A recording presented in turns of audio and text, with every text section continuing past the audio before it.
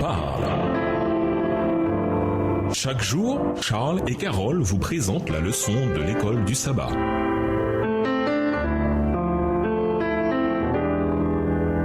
Bienvenue dans votre émission. Dieu nous parle. Nous voilà à la leçon de mardi. Deuxième retour des exilés. Dans Esdras 7, les versets 1 à 10 et Esdras 8, les versets 1 à 14, nous voyons que le roi Artaxerxès Ier permet à Esdras de retourner à Jérusalem en 47 avant Jésus-Christ et de prendre avec lui quiconque était disposé à retourner au pays. On connaît peu de choses sur les rapports entre le roi et Esdras et l'on ignore si Esdras travaillait à la cour. Esdras 8 énumère les chefs des familles qui repartirent en commençant par les familles de prêtres, suivies des familles royales, pour finir par la population juive en général. 12 familles sont nommées de manière spécifique, ce qui donne l'impression qu'il s'agit d'un rappel délibéré des 12 tribus d'Israël. Le passage fait la liste d'environ 1500 hommes, ce qui ferait un total approximatif de 5000 à 6000 personnes, en comptant les femmes et les enfants. C'était un groupe bien moins grand que le premier groupe qui était retourné avec Zorobabel et Josué. Lisons Esdras 7, les versets 1 à 10. Que nous apprend ce passage sur Esdras? Esdras 7, les versets 1 à 10. Après ces choses, sous le règne d'Artaxerxès, roi de Perse, vint Esdras, fils de Siraja, fils d'Azaria, fils de Hilkija, fils de Shaloum, fils de Shadok, fils d'Achitoub, fils d'Amaria, fils d'Azaria, fils de Mirajo, fils de Zerafsha, fils d'Uzi, fils de Buki, fils d'Abishua, fils de Phiné, fils d'Éléazar, fils d'Aaron, le souverain sacrificateur. Verset 6. Cet Esdras vint de Babylone. C'était un spécialiste de la loi possédant une connaissance approfondie de la loi de Moïse que l'Éternel, le Dieu d'Israël, avait donnée à son peuple. L'Éternel, son Dieu, était avec Esdras,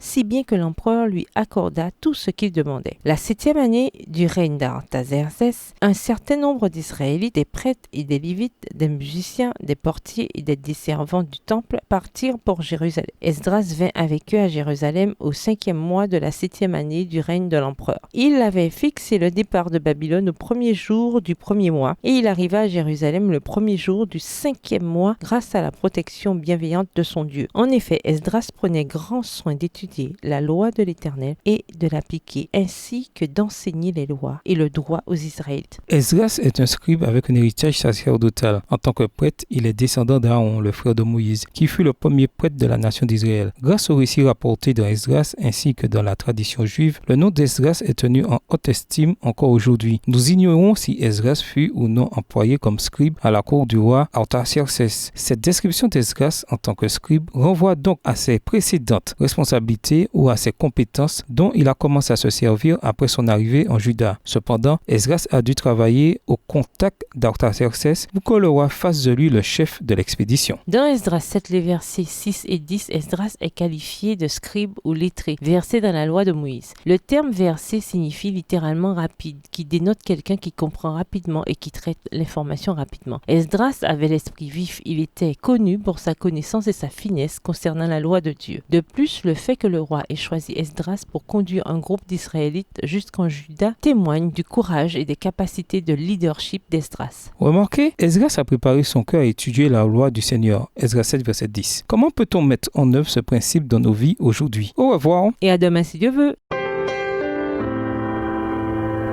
Dieu nous parle. Chaque jour, Charles et Carole vous présentent la leçon de l'école du sabbat.